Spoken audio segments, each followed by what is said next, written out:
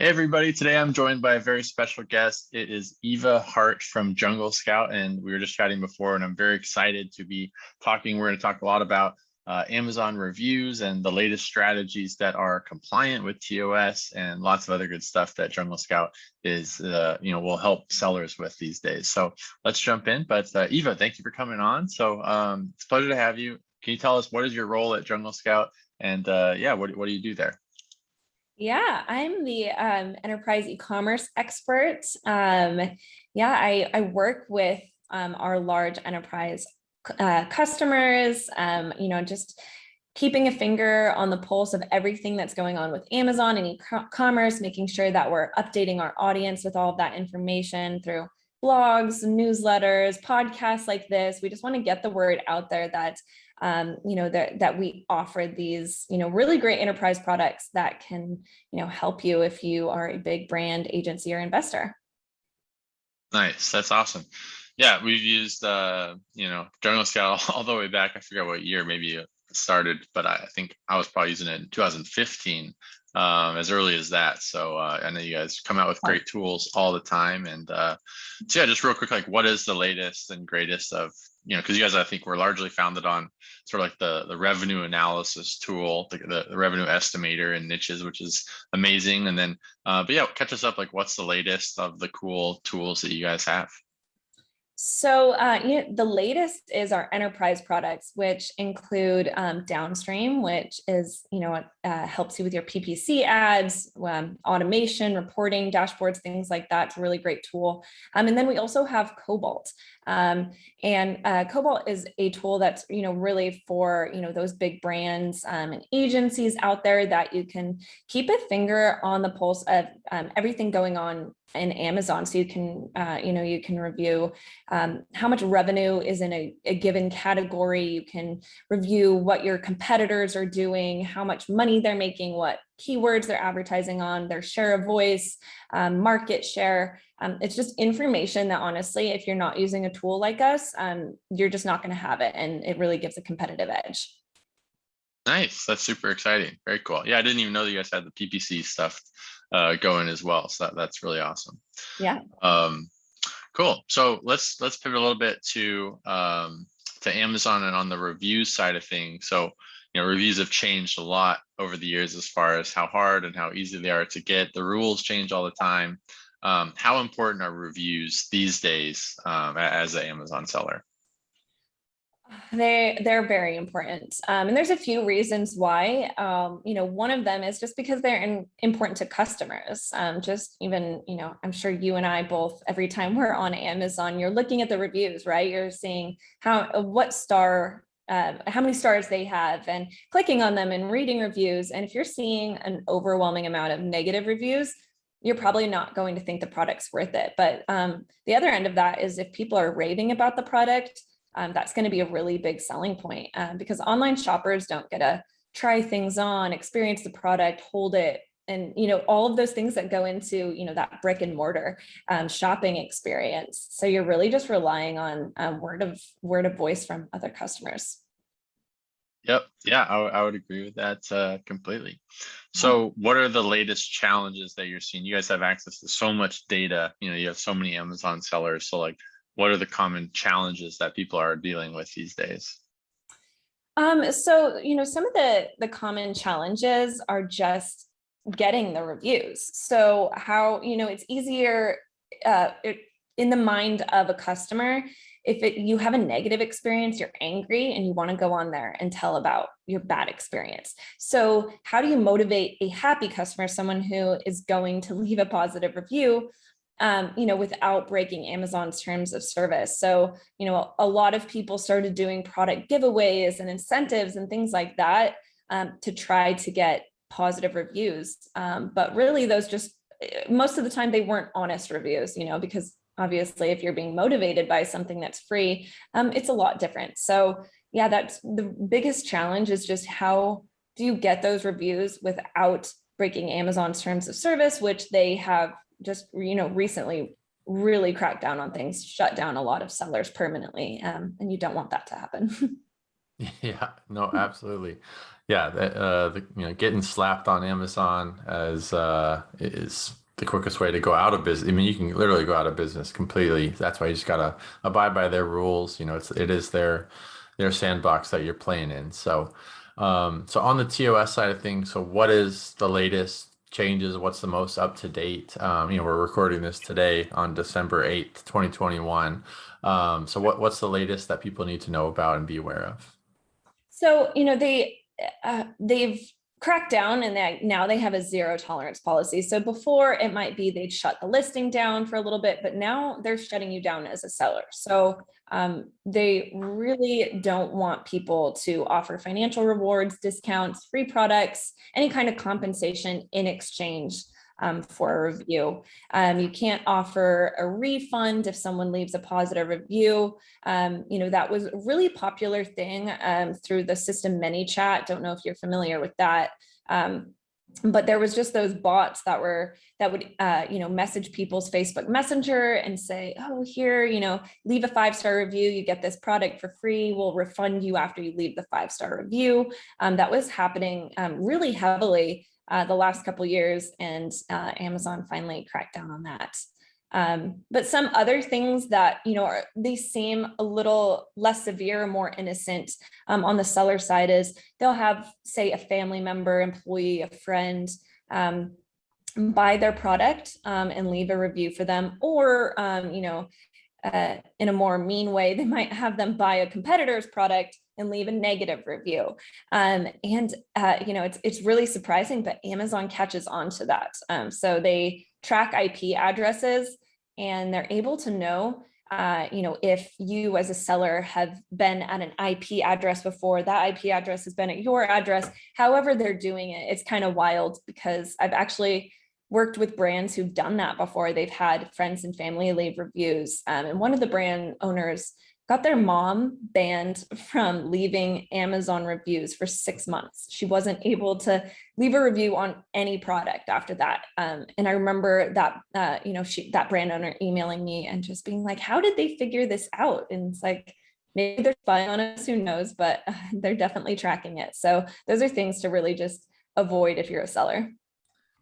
Yeah, no, it's we've heard stories of that too. And yeah, with our agency clients, like we really like, that's one of the first conversations that we have, especially with newer sellers that are, say, like just launching. They don't know all these rules. They're like, oh yeah, I'm gonna have my 5 family members that I live with leave a review. So we literally have to expel them out all the rules. Like, we cannot do that. You will literally get shut down right away. So okay, so let's pivot to, so what are some strategies? What are the best ways to get those? Let's talk about just like the early reviews. If you're just launching a new product that has no reviews, what are some compliant ways to get those reviews and get some traction going? Yeah, so since you can't do product giveaways anymore, through things like Rebate Key, which was super popular, people really loved doing that when they were launching a new product. You can't use that in your launch strategy anymore. But Amazon offers a similar program to kind of what you would be doing on Rebate Key, but it's through Amazon, and it's called the Amazon Vine program. So they will vet Vine reviewers. They will vet them, find them people who are known to give honest feedback on Amazon. And then from there, what you do as a seller is you provide Amazon with products, and they give them to the Vine reviewers for free. And then Vine reviewers can choose at that point to leave a review or not. So that's the crazy thing about it, is you're really not guaranteed to get a review from each person who receives a product. But it's just kind of a more honest system going on, since they are vetted. Yep. Yeah, Amazon Vine has been a great program. We use that with our clients as well. It used to be free, but now they charge. I think it's like $200, but I say it's totally worth it, right? Yeah. To get those reviews. That's a very low cost. I think it'll actually make it better now that they're charging. Okay, so that's a great strategy. And then what about, so like, once you're past like the 30 review mark and you've already used Vine reviews, do you have any other strategies that might help on the review side that are still compliant? Yeah. So, one of the strategies that I have worked with a lot of brands on is creating product inserts. So again, there's some Amazon TOS that you can be breaking through product inserts. So you do have to be careful not to just include anything on those. So some of the things that you can include is, say, information and instructions on the product that you're selling. And that can just help with user experience. So if it's a shirt and there's certain washing instructions, just things that are going to make the user experience better. You can also cross-sell other products that are in the product catalog, which is also a great opportunity, just including images of those. You can include just a nice thank you note, thanks for purchasing our product. And you can also leave a call to action about leaving a review. But you have to be so careful with it, because you can't say anything like, if you love our product, leave a review. Leave us a 5-star review on Amazon. You can say head to Amazon to leave a review, but you can't put, at one point with some of the brands, we were putting 5 stars on it and then saying leave a review. So it's kind of a workaround, but Amazon can catch on to that too. And again, with how hard they're cracking down, you don't want to leave anything to chance. So I think that it's nice to have the call to action there, but honestly, just having the product insert and having a nice thank you note, personally for me, when I receive that, I'm like, oh, this brand's doing something cool. And it's just brand recognition, and it'll encourage me to leave a review without having to be told to leave a review. Nice. Yeah, that's awesome. Yep. Marketing inserts. We've been using that with our clients too, and see great success. But yeah, you have to be careful and watch out for, making sure that you're compliant. And how about, what's the latest on like the request a review button and the automations around that? And I know there's always changes. So what's the latest that you've heard on that? So it was really great when Amazon launched that initiative, and being able to request that review just through your Seller Central account. One of the unfortunate things about it is it sends an automated template to the customer. You can't make any changes to it, but that's kind of their way of making sure you don't say anything in it that is asking for a positive review. But it's really great that you can do that. It's pretty tedious. So you have to go into your Seller Central account, click into the order, click the request a review, send the message, click back out, get back into orders. So say you're doing it for a handful, 5 of them, that's not going to take very long. We actually clocked it out at Jungle Scout. And it took one of our people, I think it was like 16 seconds. I've done it before, clocked it. It was about 30 seconds. So, it doesn't seem like a big deal it only takes me, say, 30 seconds to request a review, which is so worth it, because you want to do that. You want to be sending out those emails. It's going to help you a lot. But if we're talking order volume here and you're getting hundreds or thousands of orders, you'd have to have a full-time person who's just sitting there clicking in and out of orders every day, which can be very tedious. Yeah, no, that's for sure. Cool. And then how about like the difference now between the value of getting seller feedback and product reviews? Is there anything you can do to try to get more of either of those? Or seller feedback as important as it used to be, or what have you noticed there? So seller feedback, and Amazon, doesn't say this, but my opinion is seller feedback isn't as important. And the reason why is because honestly, most customers don't even know what seller feedback is. Like, there's an option inside, when you open up your Amazon app or whatever, to leave seller feedback. But a lot of people get confused and they just think that's leaving a review. And it's not. When you're leaving seller feedback, you're talking specifically about, I received my order on time. The order was as expected, saying anything either nice or negative about the seller, not so much the product. And also, as a shopper, most people don't even know how to get to the page where you look at seller feedback.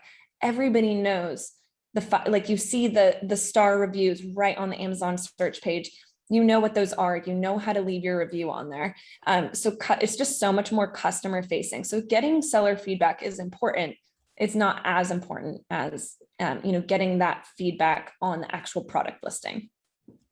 Yep. Yeah, I would agree with those statements as well. Okay, so how about, I know there's been some changes this year as well, as far as like if you get a negative review, what are the recommendations on how to handle that? What can you respond to? What can't you? Can you get it removed? I know that's a hot topic this year. Yeah, so you can't like request that someone removes a negative review. That is very much against the Amazon's TOS. But you're now able to respond to them. So if there's something that you can fix, and then naturally they change their review on their own, you can do that. So, that's just good customer service. Like that's going to be with anything. If you buy a product, you're going to want to know that you're going to have support if it breaks, if it's not working as expected. So just providing great customer service, not only, is it going to help someone who maybe had a bad experience? I've read so many reviews in searching just products I want to buy, where someone says, the product didn't work great at first, but their customer service was amazing. They helped me fix the issue.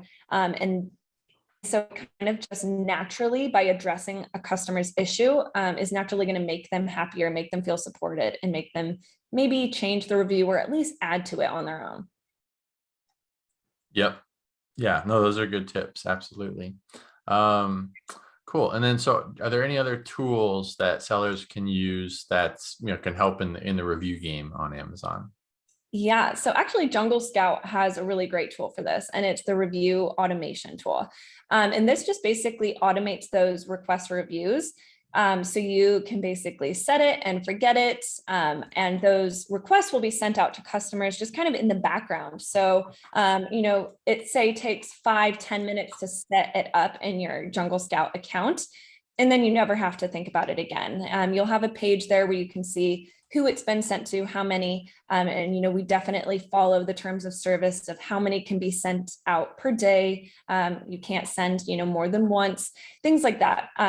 But it just kind of takes away the tediousness of clicking in and out of those orders and having to, do it that way. We actually had Kim Meckwood, and she's the owner of Click and Carry, a brand that was featured on Shark Tank. And she used our request or review automation feature. And she went from 335 reviews to 2,116 reviews. And so she just raves about it because, if she was having to click in and out or hire someone to click in and out and do that, it probably wouldn't have, given as great of results as, being able to automate that. Yeah, no, absolutely. Yeah, I'm trying to think. We probably have, I don't know the exact number. Like with our clients, we're probably selling over 1 million, sales, like 1 million like units sold. Like per year.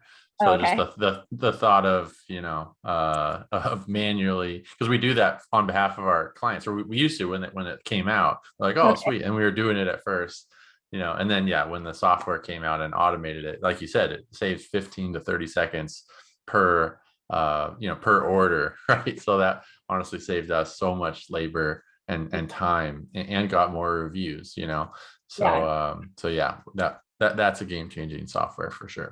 It's cool. I mean, you're not guaranteed a review because you can request a review from someone, and that doesn't mean they have to do it. But just think of like the law of averages here. You sell 1,000 products. If you didn't send out a request or review, like you probably will get a handful of reviews, but requesting it just kind of nudges people and reminds people to get on there and do it. And people just love to give their opinions about products. So honestly, if they get that little nudge, that little reminder, you're just going to increase things so much. Yeah, absolutely. So are there any other review strategies that you can think of that you'd like to share before we move on? I've got other couple questions, but it'll pivot away from reviews. Honestly, with how hard Amazon has come down on this, I like to keep it to those few things. Obviously so there's things that you can do, such as sell more. So maybe adjust your ad strategy or keyword strategy, because again, law of averages.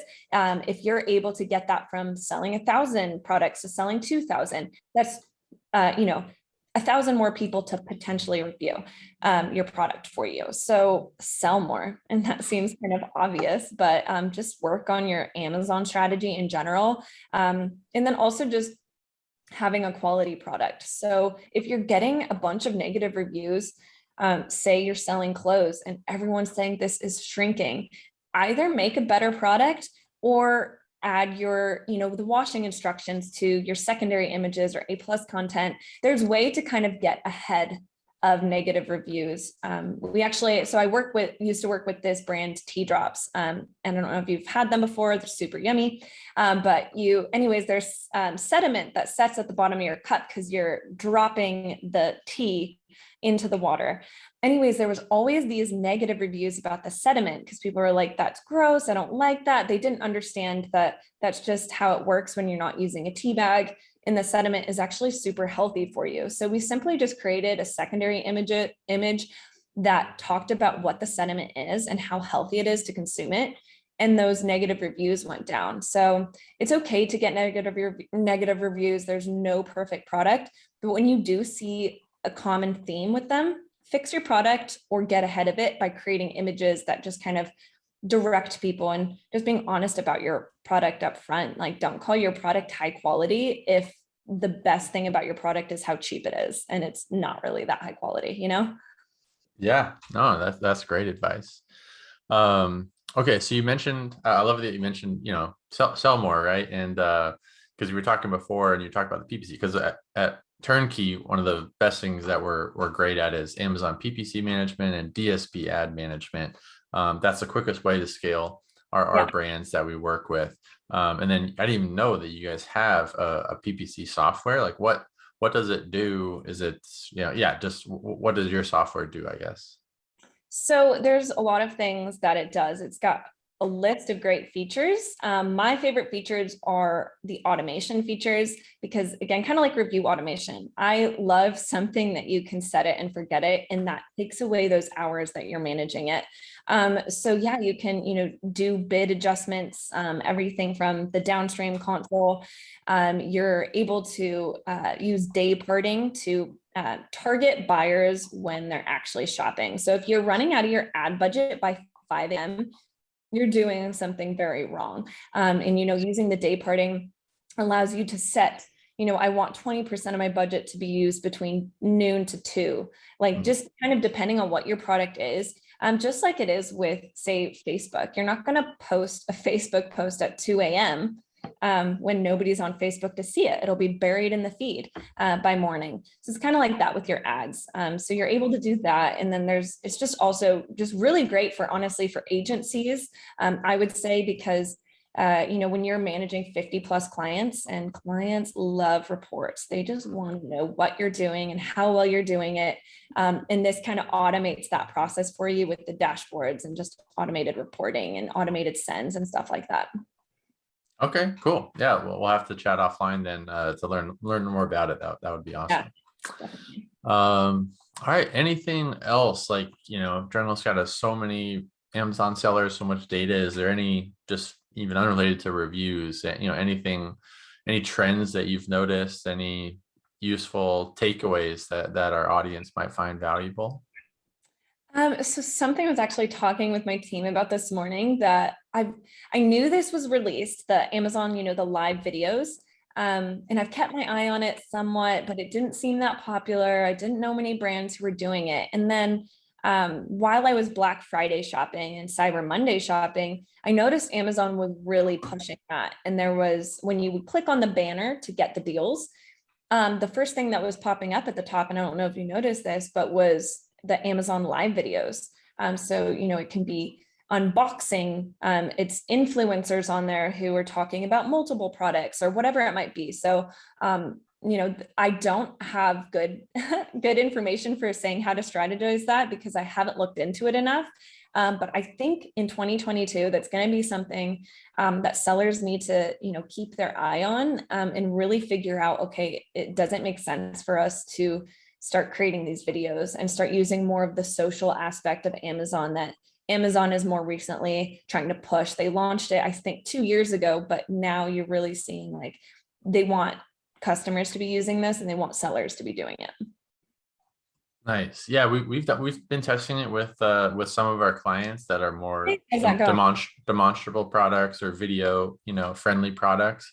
And it's not a home run, every time for sure, but Yeah. we're starting to see some more and more traction. I think Amazon is trying to really figure that out and push that more.